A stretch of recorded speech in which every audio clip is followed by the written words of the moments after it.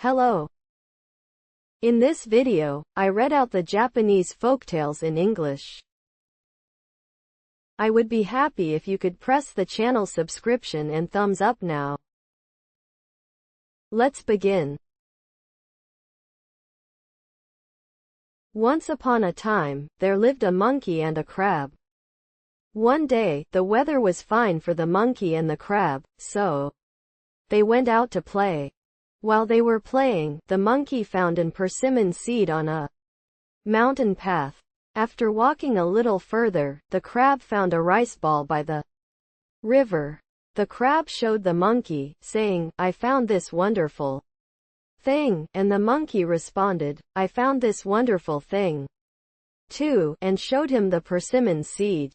But the monkey really wanted the rice ball, so he said to the crab, "How about we trade this persimmon seed for yours?"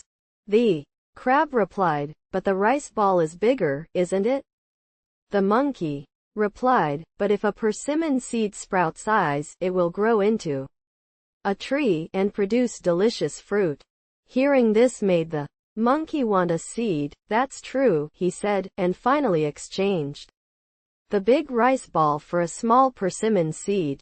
The monkey managed to trick the crab and received the rice ball, showed it off and munched it down with gusto, and said, "Goodbye, crab, and thank you for the meal," and returned to his own home. The crab immediately scattered the persimmon seeds in his garden. Then he said, "Hurry up and bring out your eyes, persimmon seed. If you don't, I'll chop you off with my scissors." Soon after, cute eyes popped out. The crab looked at the eyes every day and said, "Hurry up and become a tree, persimmon eye. If not, I'll chop you off with my scissors." Then the persimmon grew rapidly, and became a big tree, and branches sprouted, and it grew thick, and eventually it was full of flowers. The crab then faced the tree, and said to it every day, "Hurry up, and grow old, or I'll chop it off with my scissors." Soon the persimmon tree was lush with flowers, and it became redder and redder. The crab looked up at it from below, and said, "They look so good. I want to try one soon." He stretched out his arms, but his body was too short to reach it.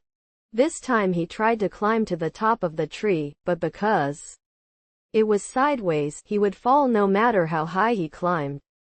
Finally the crab gave up, and continued to look down on it every day, with a frustrated look on his face. Then one day, a monkey came and, looking up at the persimmons that had grown into a shriveled plum, drooled. Then he thought to himself that if they were growing in such beautiful condition, he shouldn't have traded them for rice balls. Seeing this, the monkey said, "Don't just look, climb up and get some persimmons for me." As a token of appreciation, the monkey made a face that seemed to say, "Great," and said, There, I'll get them for you, so wait for me." He climbed smoothly up the tree. He then slowly slid between the branches, and first picked a delicious-looking red persimmon, and deliberately said, "These persimmons are very tasty," and began munching away. The crab looked down enviously, but said, Hey, don't just eat yourself. Hurry up and throw this one here too." The monkey said, Okay, and purposely plucked a green oyster and threw it away. The crab hurriedly picked it up and tried to eat it, but it was so salty that it looked like his mouth was about to twist. The crab said, Here, these salty ones are no good. Give me some more sweet ones." The monkey said, Okay, and plucked some more green ones and threw them away. The crab said, "This time, I'm still struggling. Give me something really sweet." The monkey said angrily, "Okay, then I'll give you this." He picked off the bluest, hardest one, and threw it at the crab's head, which was lying on its back. The crab cried out, "Ah," and was hit so hard on the carapace that it rolled around and died. The monkey said, "Serves you right. This time, he had the sweet oyster all to himself. He ate so much that his stomach burst, and ran away without looking back. Just as the monkey had gone, a child who had gone to the other side to play with his friends returned. Looking around, he found his father crab lying dead under the persimmon tree with its shell smashed. The child was so shocked that he started crying loudly.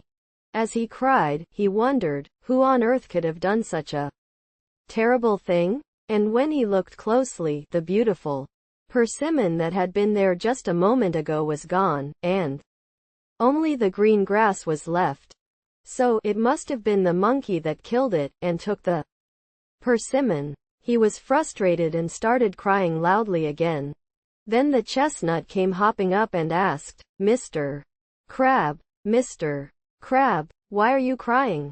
The child said that the monkey had killed his father crab, and that he wanted to get revenge, but the chestnut replied, it's a mean monkey. Alright, I'll get revenge on you, so don't cry. But while the baby was still crying, the bee started growling and asked, Mr. Crab, Mr. Crab, why are you crying? The baby said that the monkey had killed his father, so he wanted to get revenge. The bee then said, it's a mean monkey. There, I'll get revenge for you, so don't cry. When the baby was still crying, the kelp came slithering along and asked, Mr. Crab, Mr. Crab, why are you crying? The baby said that the monkey had killed his father, so he wanted to get revenge. The kelp then said, it's a mean monkey. There, I'll get revenge for you, so don't cry.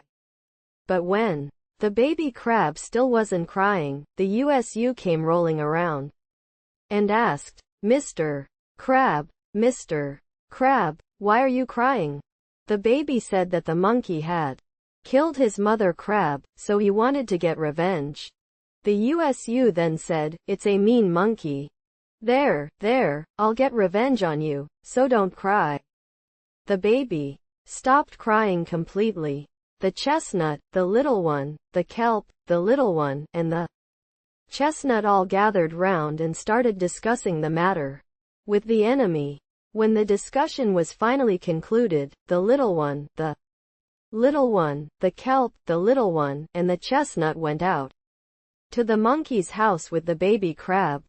The monkey ate a lot of persimmons and got full, so it seemed he had gone to play in the mountains to satisfy his hunger, and wasn't at home. That's perfect. Let's all hide inside the house and wait for that time. When the monkey said that, everyone gathered together, and the chestnut was the first to say, I'll hide here, and crawled into the grass. I'm here, said the bee, hiding behind the water jar. I'm here, said the bee, lying down on the kelp threshold. Then I'll climb up here. The monkey entered the grass, and climbed up onto the lintel. In the evening, tired, the monkey came back from outside. Then he sat down heavily on the donkey. Oh, I'm thirsty, he said, and suddenly put the kettle on, and the chestnut, who had been hiding in the grass, jumped out, and the monkey chased after him with all its might. It's hot, cried the monkey, and hastily clutching his head, ran to the bathroom.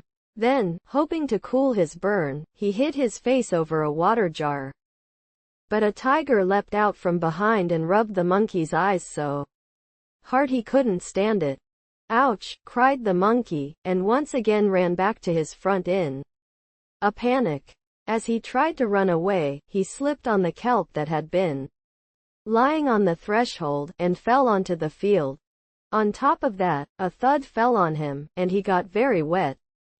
The monkey was trying to hide as much of his red face as he could, and was groaning and kicking his legs and arms. At that moment, a baby snake crawled out from a corner of the garden, and said, Do you remember, my father's enemy? And then he raised his scissors and snipped the monkey by the neck with them. That's that.